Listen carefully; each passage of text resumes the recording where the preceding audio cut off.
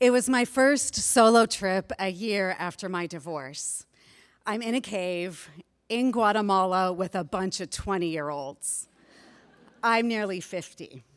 They're all in, or the girls are in little bikinis, and I didn't bring my bathing suit to Guatemala, so I'm in long pants and a t-shirt. They give us a rope to hold on to that's anchored to the cave wall and a candle for light.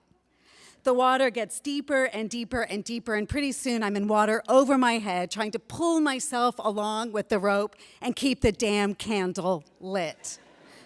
The 20-year-olds are all getting giddier and louder and giddier, and I am certain that something is going to go horribly, horribly wrong. I'm in this stupid cave because it's what my 20-something self would have done. My marriage unraveled so quickly, I didn't see it coming. It's like I stepped on a piece of black ice, and I was on my ass before I knew what happened. When I was single and in my 20s, I loved traveling alone. I loved that feeling that the world was holding me in benevolent hands, and it just revealed itself to me one step at a time. So when I decided to take this solo trip, I planned it like I had in my 20s.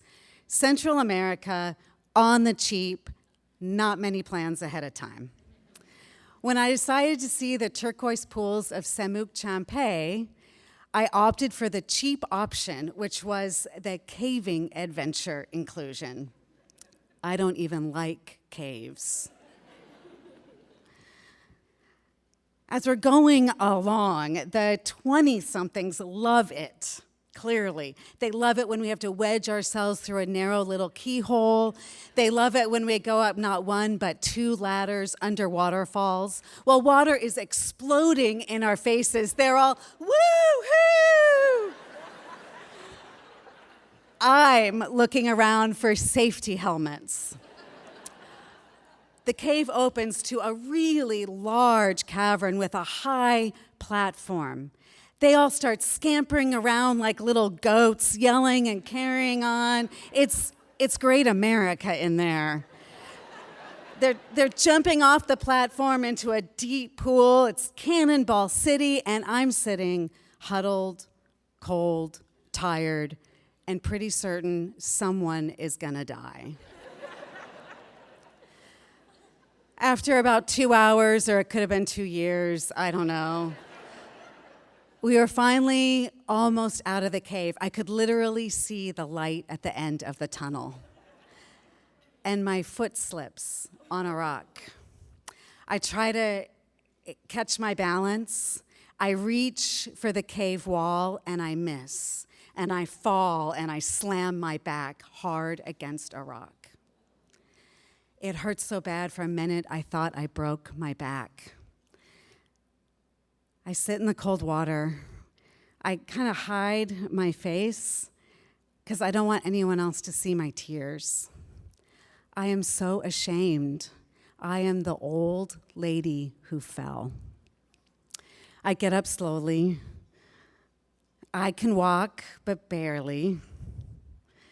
I slowly make my way to the locker room, my back seizing up at every step. When I get to the locker room, I know there's no way I can change out of my wet clothes into dry ones without help. Thankfully, the person I ask is an Australian nurse, and she assures me that I haven't done any permanent damage and that it's gonna hurt like hell for a few days, and it did. But on my 20-something bucket list was the ruins at Tikal. So I am the next day on a small van shuttle and the jump seat that, does this the whole time.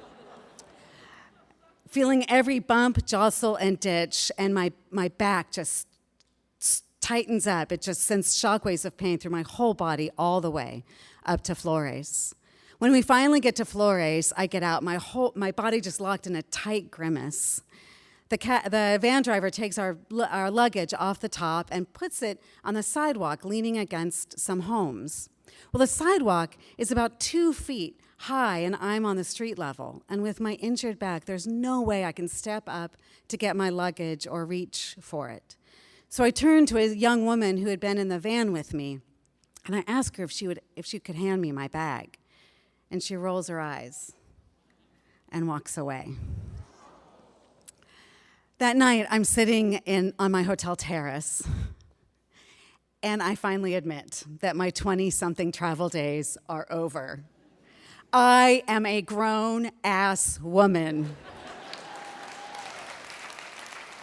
I have a real job. Maybe I can afford a hotel with hot water. And I imagine conversations with this young woman in my head, and they all end with something along the lines of, just you wait till you get hurt and you need help. And then I realize it's not my age I'm struggling with. It's my fragility. It's one thing to trust the world when you believe you can't get hurt. It's something totally different when you know you can. I don't let my 20-something travel self make my travel plans anymore. But I do let her in on decisions I make. I may be single and fragile, but it's still sometimes worth risking crashing again. Because you can only not get hurt if you don't go anywhere or do anything or love anyone. I'm learning to be fragile and brave at the same time.